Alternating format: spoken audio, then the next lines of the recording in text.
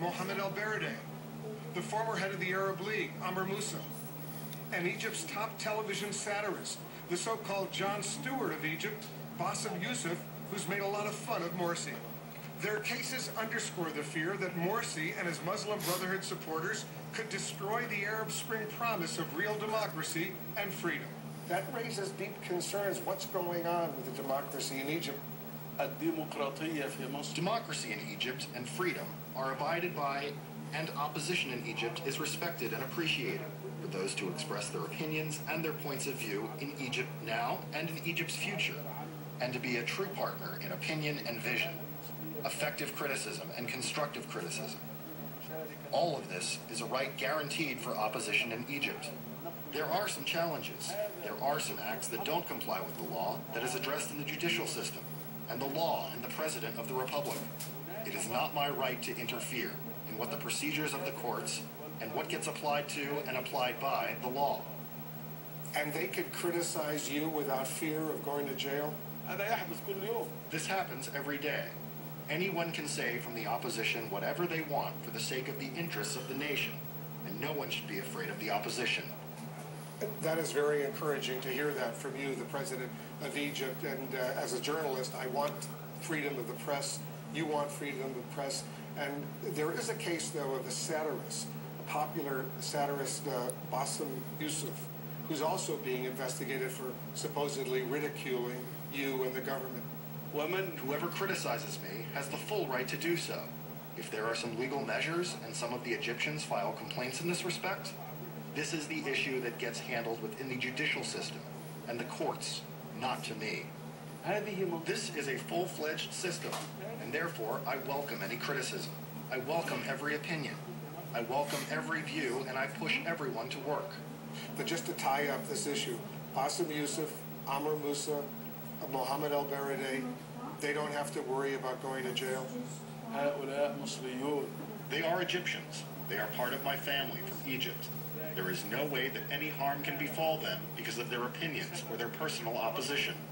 There is no possible way to talk about or discuss jails or imprisonment as an option because of political involvement, according to the law.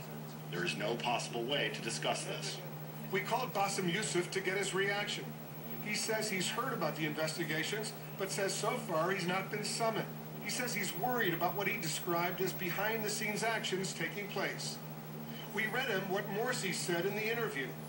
If the president says he's not linked to the lawsuits, it's music to my ears, he said. I have to believe him. I thank him, and I say I'm glad he has nothing to do with it. And we got this reaction from former Arab League head Amr Moussa. I wish to thank the president for the assurance he has publicly given through CNN. I trust that these guarantees will apply to all Egyptians who should enjoy free expression of opinion. There's another great fear in Egypt right now, and especially worrisome to 10% of the Egyptian population, Christian Copts. There have been church burnings, including this one in Alexandria. They worry that the Muslim Brotherhood's new influence will undermine their ability to practice their religion freely and openly. Here again, Morsi tried to reassure. How worried should these people be that Egypt will leave democracy and become strictly another totalitarian Islamist state? There is no objection in Islam to democracy. We move as Egyptians, Muslims, and Christians, rich and poor, all Egyptians to new heights of democracy. There will be no going backwards, not to the previous period or to dictatorship at all.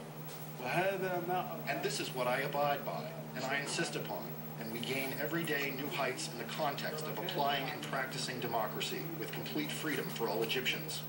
But you know there are a lot of Egyptian Christians, Copts, who are very frightened right now and worried that their country, Egypt, country where they've lived for forever, is moving in the wrong direction.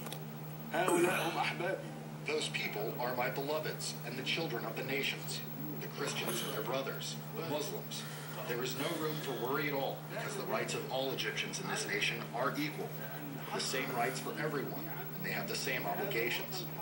The children of Egypt can't be divided at all because of their beliefs, of practices, or their worship. We are all Egyptians. What is your message to them about the religious freedom of Copts, of Christian Copts in Egypt? The freedom of belief and the freedom of practicing rituals of worship for Muslims, Christians, and others, everyone who has a belief. For the first time in history, there is a special portion in the Constitution for Christian and Jewish Egyptians and their right to return to and resort to their private matters based on their rituals that prescribe to their beliefs and religion. One of your advisors, speaking of Egyptian Jews, caused controversy the other day when he suggested that Egyptian Jews living in Israel should come back to Egypt. These words were said in a specific context, and the one who said it in this way to demonstrate what he wanted to say from his point of view. But there are many media outlets that removed it from the general context. However, he is no longer an advisor to me, because now he is a member of the Legislative Council in the Shura Council, and he is most likely a leader in this council. And it is not right to group the Legislative Council and the Executive Council together in this stage because he is not my advisor now. CNN correspondent Ian Lee has been in Egypt for several years and speaks Arabic. He says there are serious divisions within the country. So talk about those divisions. Well, on one side you have the opposition, which in the past has been unorganized. At this time, against the president, they seem to have